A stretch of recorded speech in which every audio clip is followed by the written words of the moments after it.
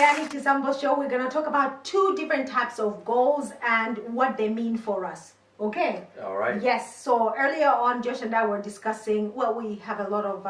spirited debates. Yes, that's what we call them. Yes, okay. And this time I won.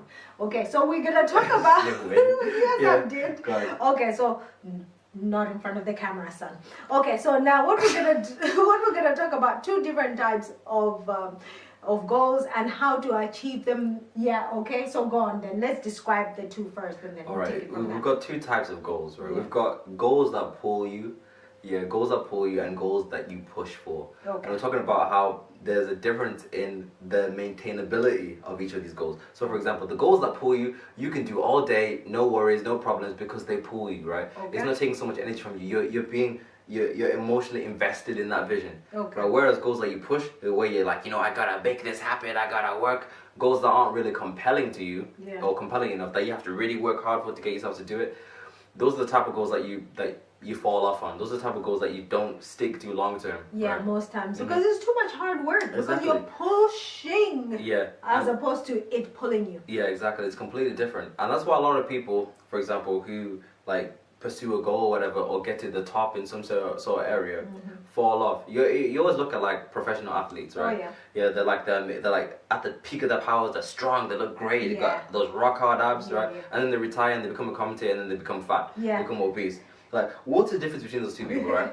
The difference between the 2 people is because the person, when they were on the come up, when they were trying to get to the top, Yeah. they were being pulled by a vision. There was a Okay. vision of like, you know what, yes, I want to be the best in the world at this, I want to be the greatest boxer, this is what I want. I want That- the gold medal. Exactly, for Okay. them that was compelling. That Yes. pushed them to do all the hard work, right? That pulled them. Yeah, sorry, my bad. That Pulled yeah, them. pulled them. Okay. My bad, pulled them. Yeah, pulled go them. on. Pulled them to do the hard work to get to Yeah. the top, right? Okay.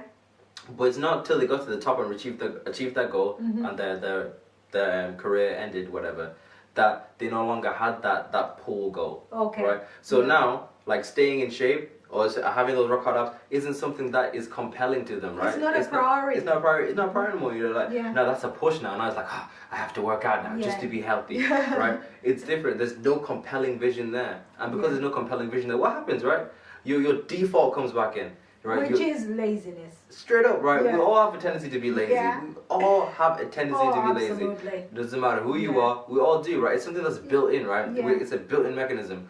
Like in all of us, so there are 2 laws that govern us, right? Yeah. There are desire to avoid pain and a desire to gain pleasure, Okay. right? And most times people do more to avoid pain than they will do to gain pleasure. It's a Absolutely. survival mechanism. Yeah. That's the thing, right? So we want to do the things that are comfortable, want to do the things that don't push outside. It's push outside. You know what I'm saying? easier. It's Yeah. easy, right? Yeah. Yeah. It's easier to reach those digestives than Yeah. go to the gym, right? Because going to the gym, it's perceived as painful It is. for most It is. when there's no compelling vision there. Absolutely. So, say for example, you are a boxer or an athlete and Yeah. you've reached the pinnacle of success, Yeah. right? And so that's your vision. You Yeah. have accomplished it. Yeah. Yeah. Then, so what happens then? What should you do to maintain that? Yeah. Because you probably need a new vision, don't you? 100%. You Yeah. need a new vision. Like without a vision, people perish. Yeah. You need something to be looking forward to. You need something to be pursuing. Because if you don't have something to pursue, Yeah. right, you stop growing. You stop doing more. Right. You need to have something. Yeah. Because there's a thing. There's a law, right? You're either growing or dying. Yeah. Right. There is no in between.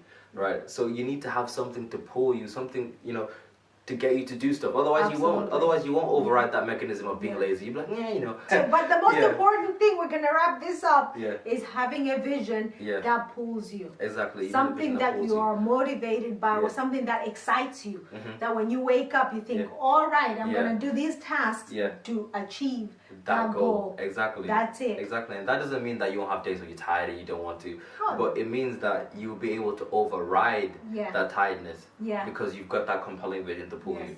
Because without that, you ain't gonna last. Absolutely. Well, I hope you got something out of this. Don't forget to share, like, and subscribe. We're going to hear from our sponsors. We'll be right back.